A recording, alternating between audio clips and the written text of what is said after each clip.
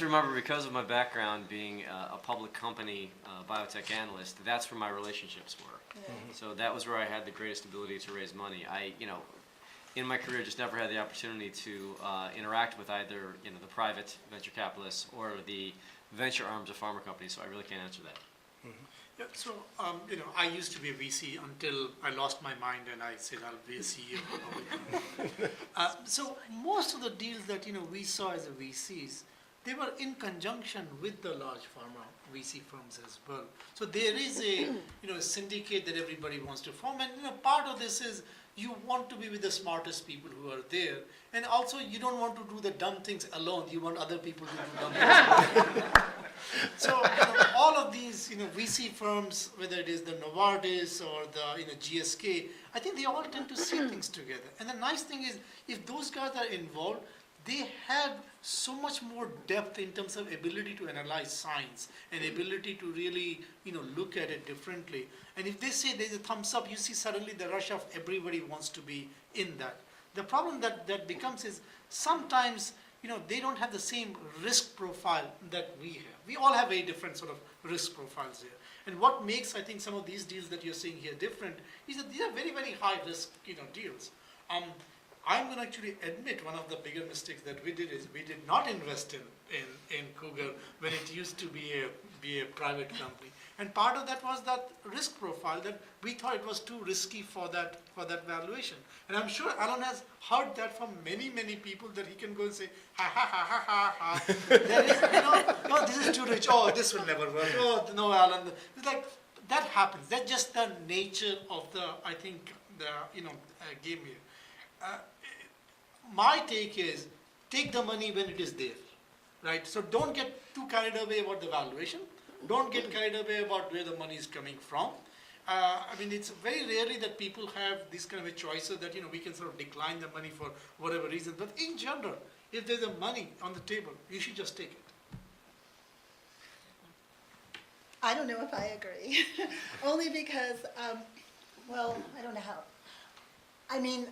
I don't know if I agree. I guess that is true, but on the other hand, my story, if we bring IL-12, if we bring it to the clinic, if we bring it to patients, nobody else could have done it. And it's because we didn't have that money early on dictating where to go, what to do. I did it. So if you have a vision, sometimes that all gets in the way. Do you understand what I'm saying? So again, I have some history with Lena as well. So Lena was presenting, I think, in 2003 or 2004 About five. SCVC, and there are a couple of VCs that were in there. And what were the criticisms that they had? I still remember. This is one of the problems of having sort of long-term memories. You're doing too many things, right?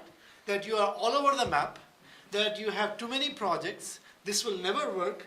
And so, all those things that she has sort of proven to the world that, that is not true. But look, I have proven that this thing works in one set of model. And the other thing is, some things go and they sort of come back. 10 years ago, if I told to a VC, I'm doing a cancer vaccine company, that was the end of the conversation. Yeah, exactly. There is no more conversation. Now I'm no longer a cancer vaccine company. I'm an immuno-oncology company. You're sort of like sharing the wow, that's $1 billion company, right? So I think the conversation changed in the last 10 years. So IL-12, 10 years ago, if she just said, I'm doing IL-12, that's the end of the conversation. Exactly. Today, she can say, oh, I have a new interesting cytokine that's immuno-oncology. Wow, interesting, tell me more about it. Right, so the timing makes a huge difference. Timing, how things evolve, you cannot predict. Like I said, put one foot in front of the other and go if you really want to go, because you can't let these things be barriers for you. There's a question here? Yeah, timing's a really kind of interesting question because you all have technologies that when you pick them up, you had different timelines in mind for the financing I'm going to take. I'm going to pick this technology up and I'm going to take it to its next destination. And you had a time frame in mind.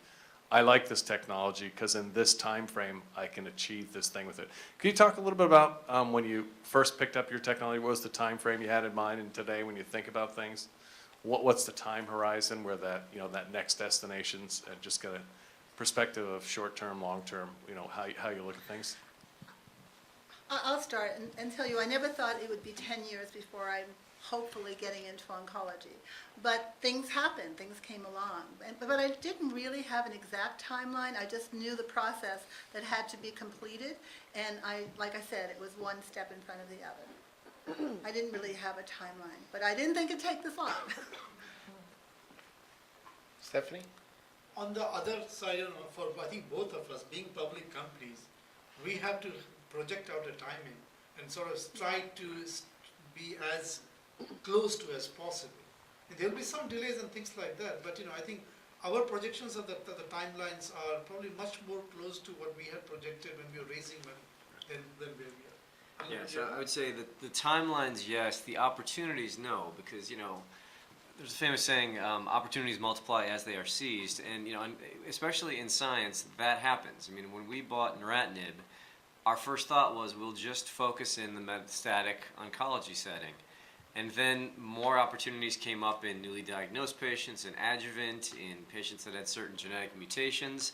And, a lot of times these were situations where, someone else had, called us up and said, listen, can you guys give me some free drug and I want to do some studies? And your attitude was like, okay, it's free research, I'm more than happy to. It was promising and you said, oh, well, okay, that's value. We have to go after that. There's patients we can help. And that opportunity gets bigger and bigger. And look, we now have 11 ongoing trials of neratinib. I honestly thought we'd have one. So that does happen. And, especially in the oncology field, what it means is it's that many more patients you can help. So it's a good thing. But also remember, to a very large extent, all of us here are really packaging dreams and selling it to the investors, right? Because tell me another industry in which I can almost guarantee you for the next 5 years I will not make a single dollar. I'm going to spend a lot of money, and it's going to be all based on the the promises. This is the really made for the people who sort of dream and can sell those dreams. There's a great joke that I was tempted to not to tell, but now I'm going to tell. So there are 3 women who are complaining about their husbands. So one of them is married to a lawyer. So like, what's so bad about him? Oh, every night he wants to argue. And the second one, what about yours? Oh, he's a dentist. Every night he wants to see my smile. I'm just tired of this. The third one, mine is a biotech CEO. Like, biotech CEO? What does he do? After every night he says, honey, it's going to be better tomorrow.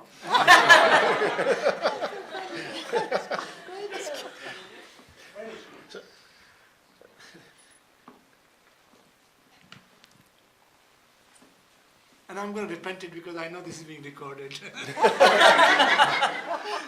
That wasn't too blue. So kind of continuing on that theme, obviously you all have founded companies based on molecules and ultimately treatments are being looked at. But then there's a whole ecosystem in the entire biotech space which supports what you are trying to do, whether it's bioinformatics, whether it's instrumentation. So do you ever wonder about other lucrative areas within biotech, whether it is instrumentation or bioinformatics, and what opportunities do you see there?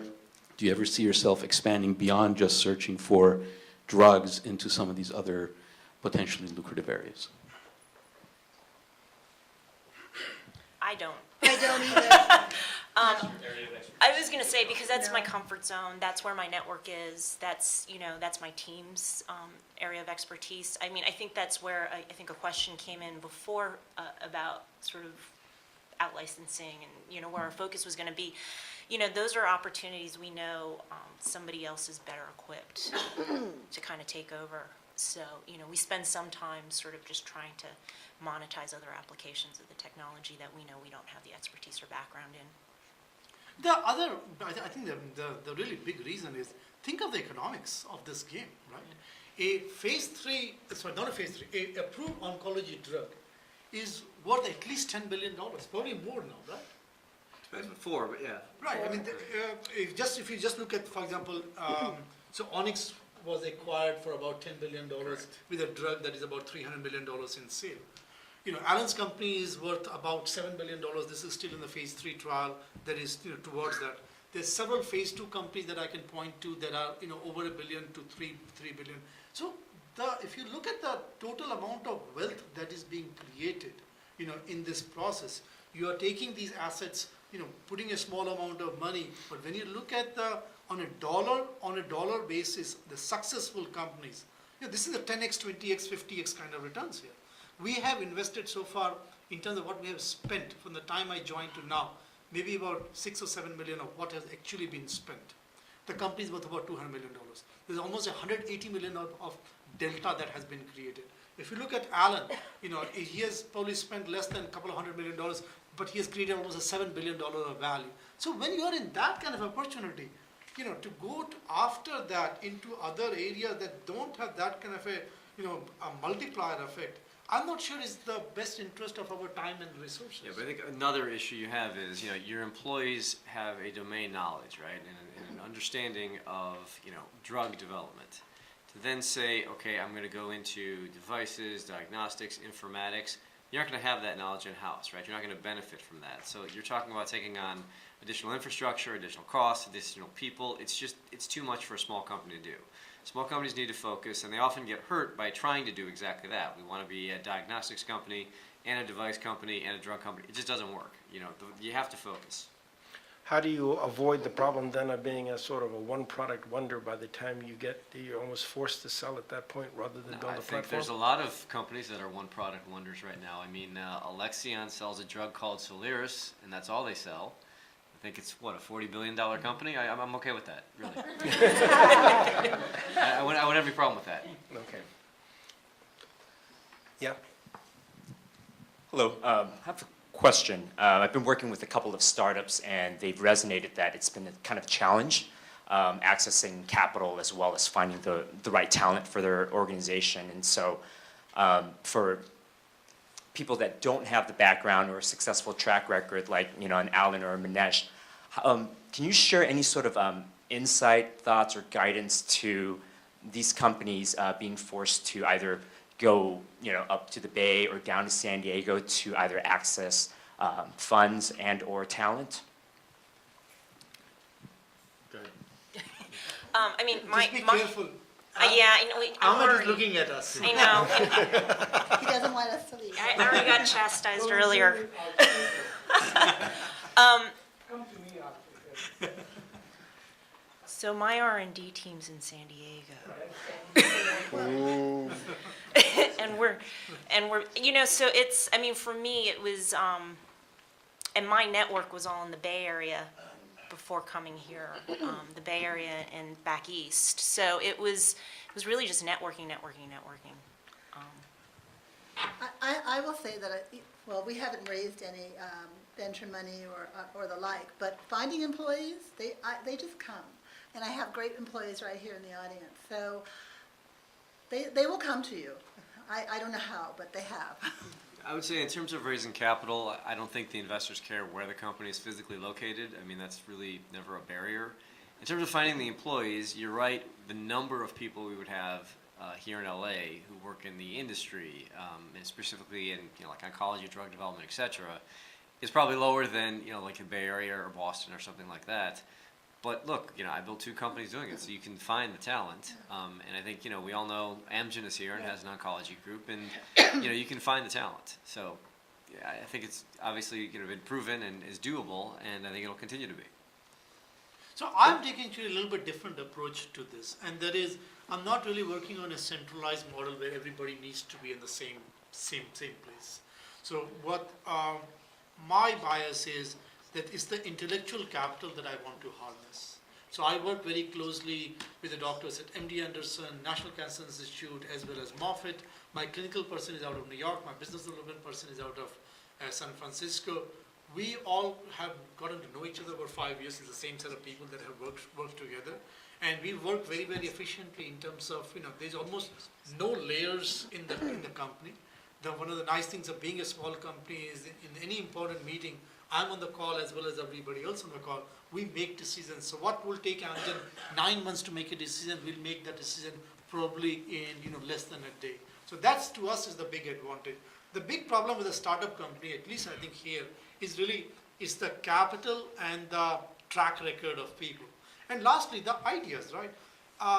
Preclinical ideas are not what gets funded well today in today's market. When you can buy, things that are gonna go up 10-fold, 20-fold in the market, like Puma, why invest in a private company that is gonna continue to stay private company?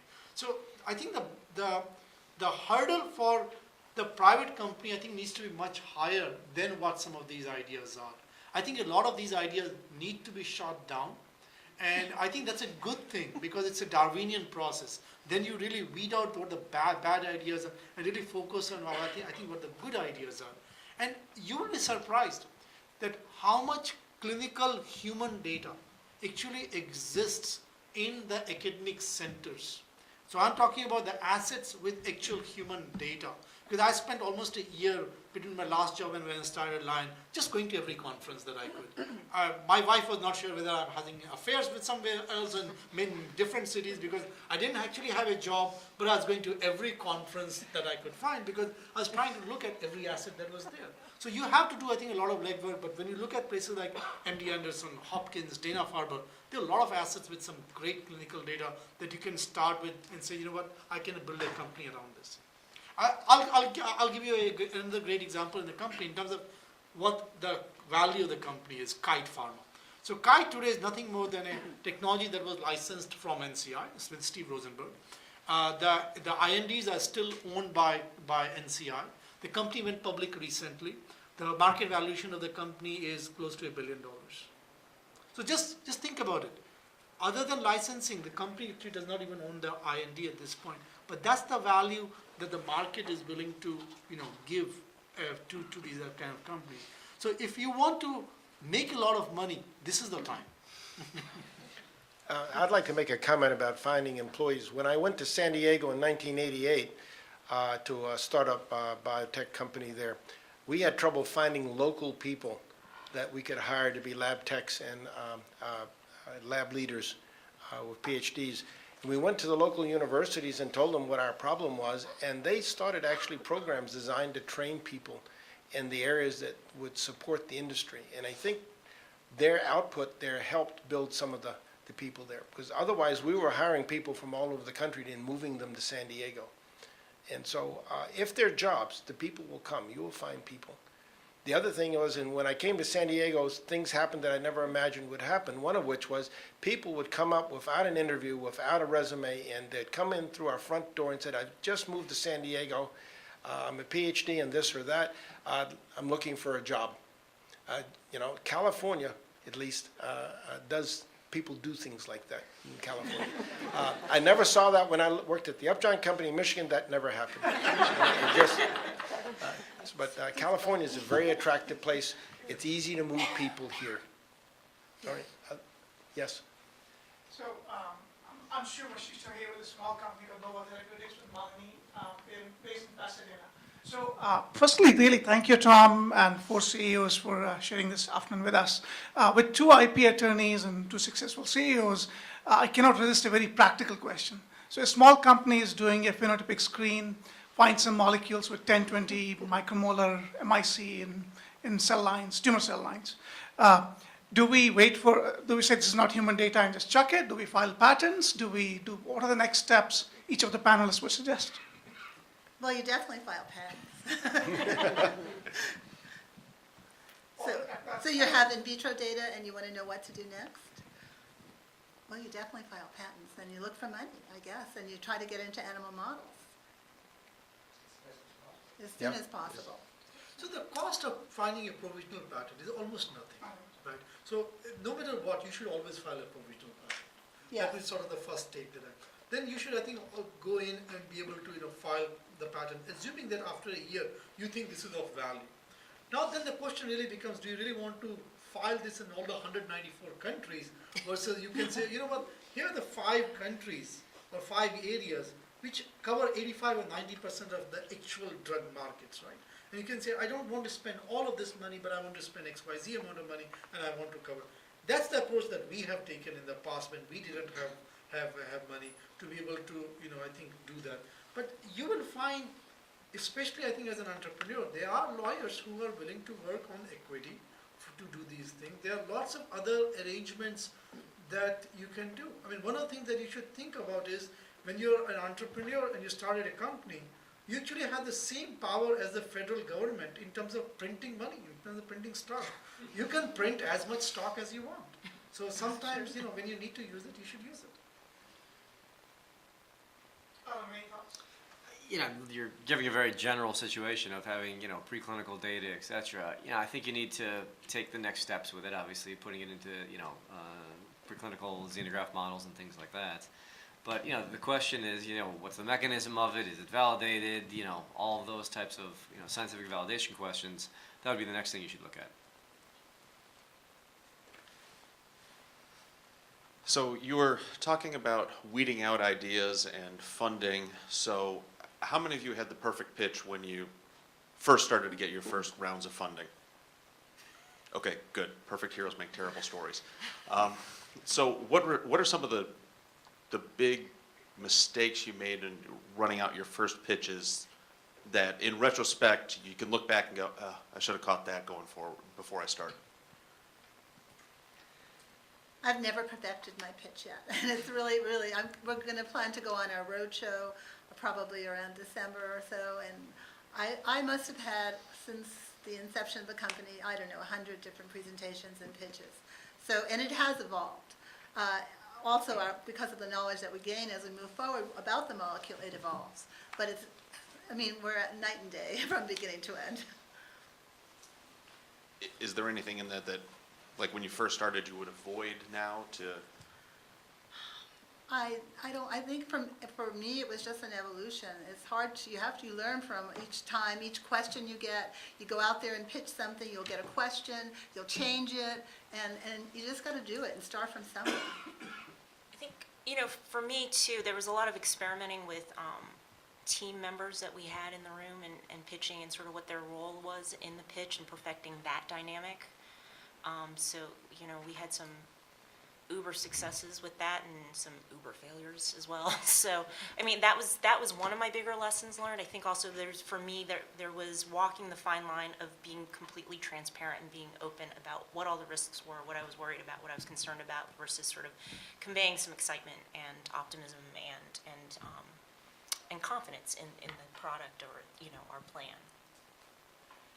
So I was a former analyst, so I had seen 1,000 pitches in my life and knew what to do, what not to do. But what I would recommend is for any entrepreneur who's looking to do this, online, any of the IPO candidates are required to do a roadshow that can be viewed by the general public for transparency reasons and Reg FD and all these fun things.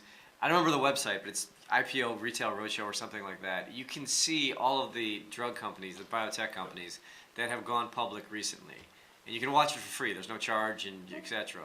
It's a great way to go watch 5 or 10 of them to see, they tend to keep the pitches to 20 minutes to a half hour. You can see how they lay it out, how they lay out the story.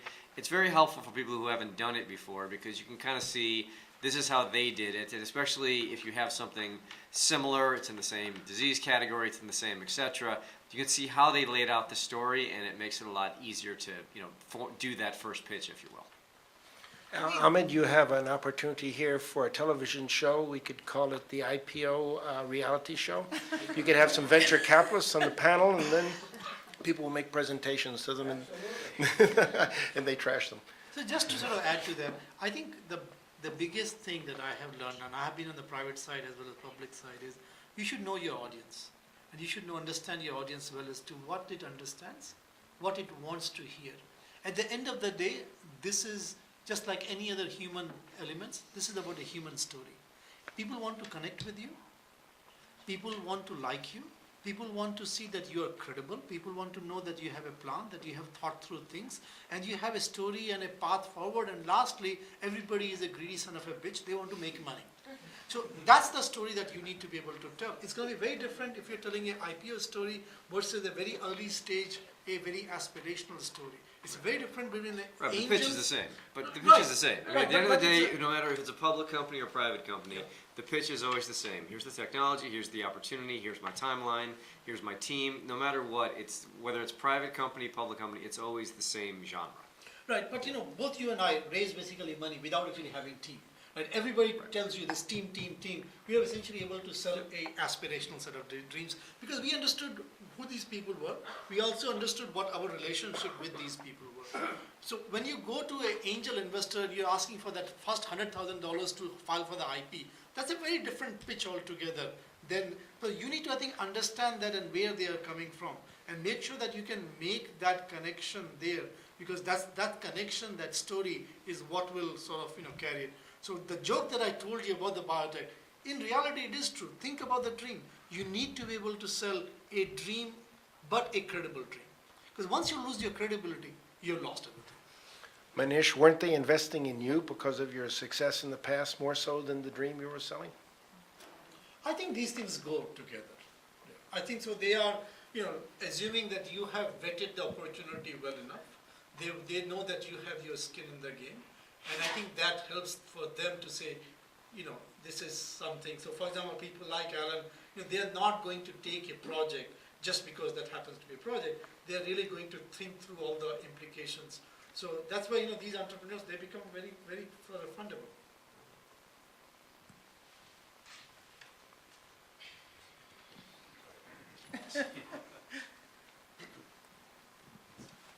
My background is originally in the semiconductor industry, and if you look at the history of the development of that industry, certain critical things happened, integrated circuit being one of them. You can make more specific granular statements like MOS technology being another one. It seems like after 20, 25 years of constant hype in the biotech industry about the promise and the fulfillment, which I think generally hasn't been met, we're finally approaching a stage where maybe it's the convergence of knowledge, all the Human Genome Project results. It seems like it's finally getting to critical mass. What is the equivalent in the biotech industry potentially of an integrated circuit technology or a MOS technology that really kind of kicks in that exponential kind of growth and development factor and true revolutionization? I think we've already seen that. First of all, to your point that, hype behind biotech and we haven't seen it. Of the top 10 selling cancer drugs, all of them are monoclonal antibodies. That's a technology no one knew about, no one wanted to invest in.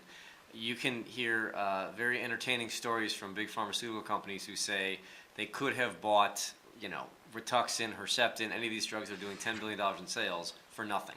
And they wouldn't because they wouldn't invest in the technology. Someone else took the risk, someone else got the reward.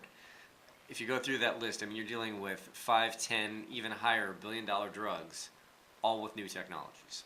So I think, we've definitely done well in the sector, going from, small molecule drugs to monoclonal antibodies. Now we're moving toward immunotherapy. The platforms that people have invested in are doing great things to help the patients, and that's helping the shareholders.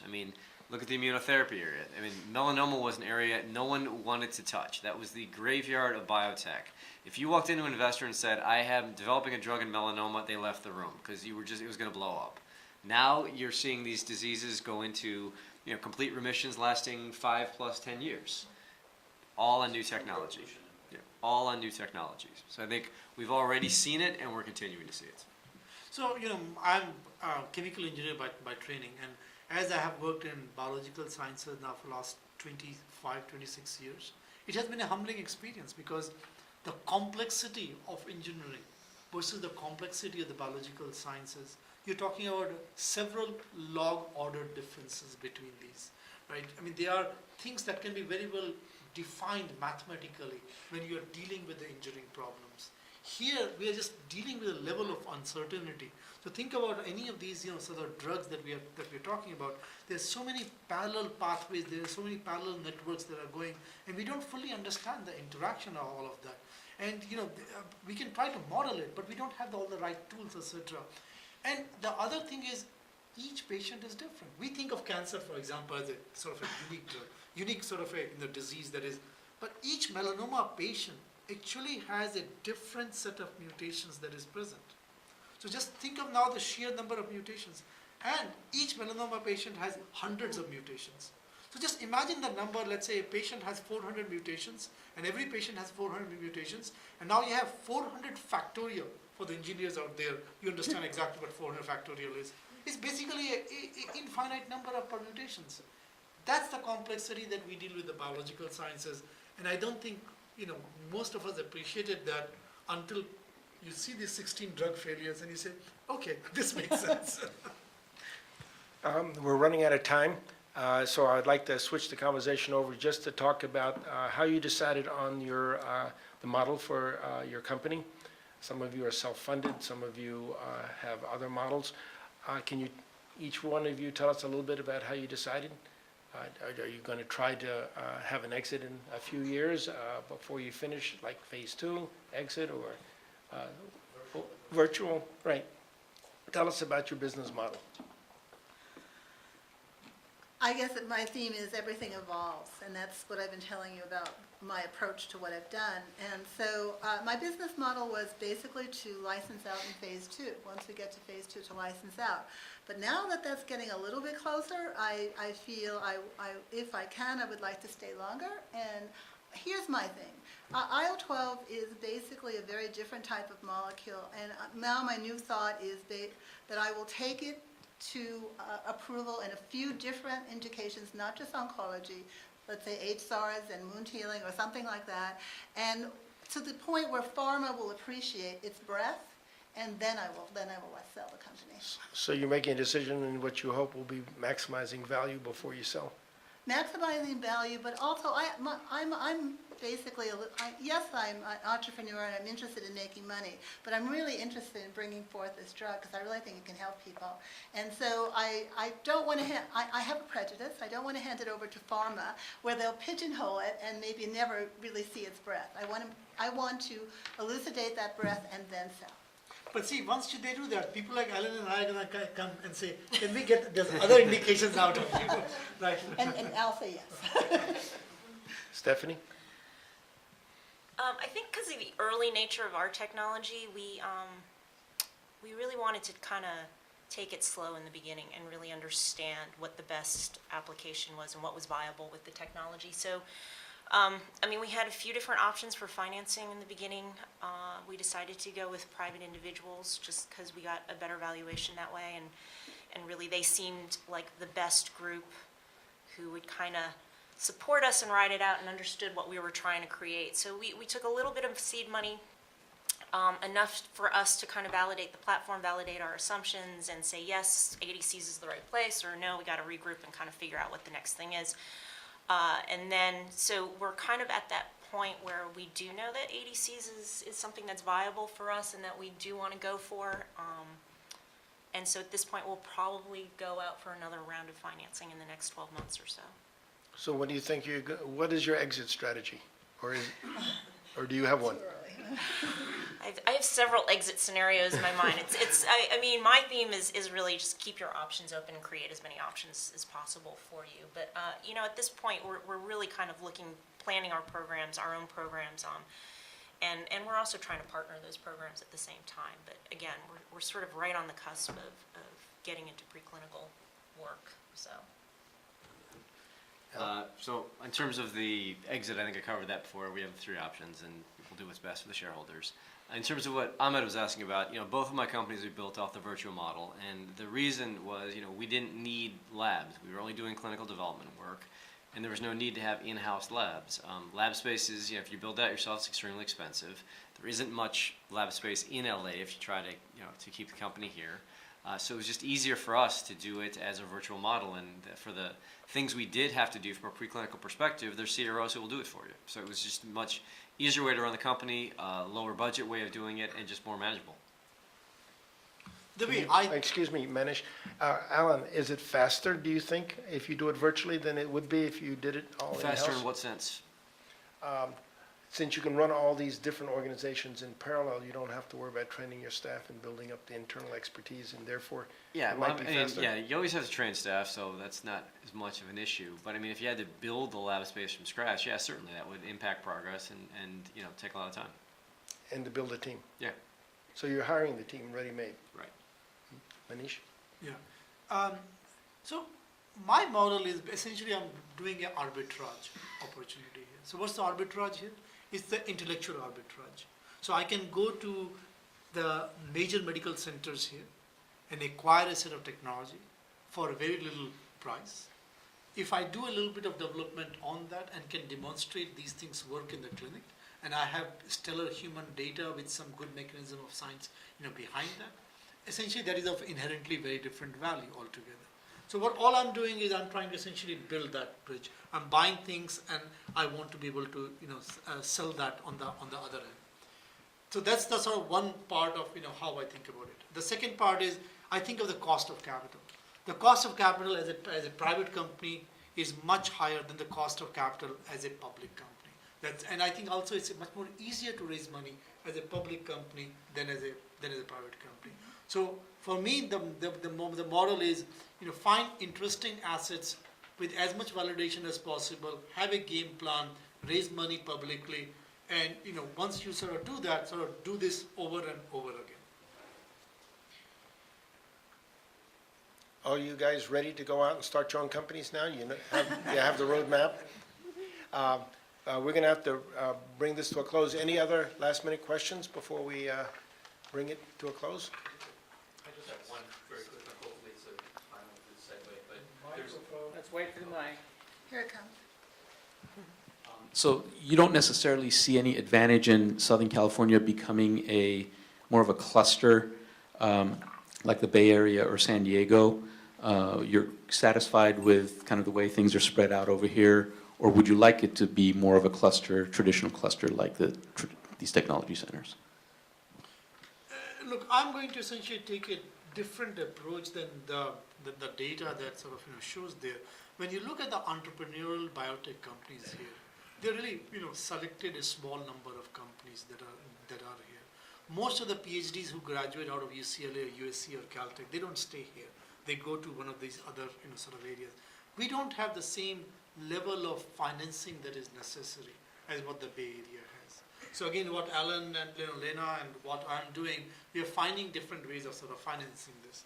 But had it been that we had a $1 billion fund here who was putting a significant amount of money, could you create a much larger number of companies here? Absolutely. There are interesting technologies that exist at UCLA, that exist at USC, that that I know about. There are of interesting, that are worthwhile to develop it further. But those things will never see the light of the day because that local ecosystem that is necessary, right? So in the local ecosystem, the sun is the venture money. You don't have that here. So some of us can sort of bring a little bit of that, but when you look at the total dollar amounts that is coming in here, we are nowhere close to what Bay Area or Boston is. That is why you have to engage in innovative financing strategies in order to make it. The reason why we spend it here is because you're all mavericks. You didn't do it the traditional way. You had to wait or go by reverse merger, go public, or tapping the government funding. You have to explore all of these opportunities in order to make it. That's the point. Necessity is the mother of all inventions. You don't look at San Diego as the model. You have to invent your own way. But then I guess the question is, what do you do policy-wise or whatever to make that happen if it's not happening? We can have this very long discussion over drinks because Ahmed and I had tried with the mayor's office, with at least 3 different mayors probably, over and over trying to bring, and some of the really innovative ideas. Think of this. So LA County, for example, LA County Retirement Fund is a multi-billion-dollar fund. So our argument was put a small amount of that into the local VC funds with the emphasis that you have to invest in the local companies. So what that does, it creates the entire virtual cycle, right? It's a virtual cycle of the money coming from the retirement, it's going into the companies, they are creating local jobs, that money is going back into the city. But there's no willingness. Those things are sort of broken here. Sorry.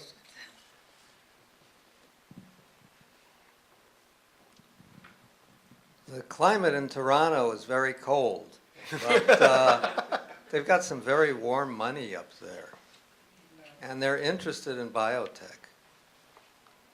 You have a number?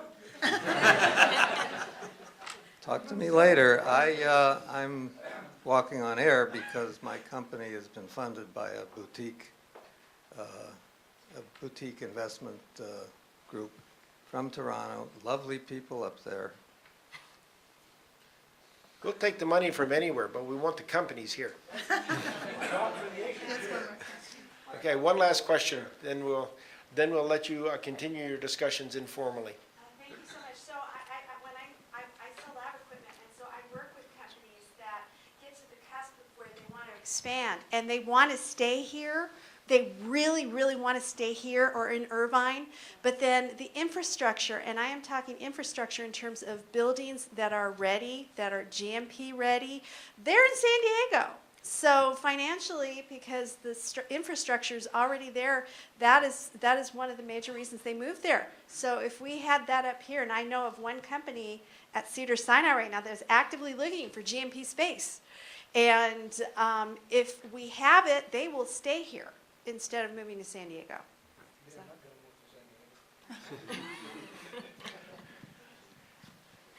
Any other last questions? Because we have to stop here. You know, the only last questions are going to San Diego, Toronto. Do you really want last questions? Well, thank you very much for attending. Big Yes. thank you.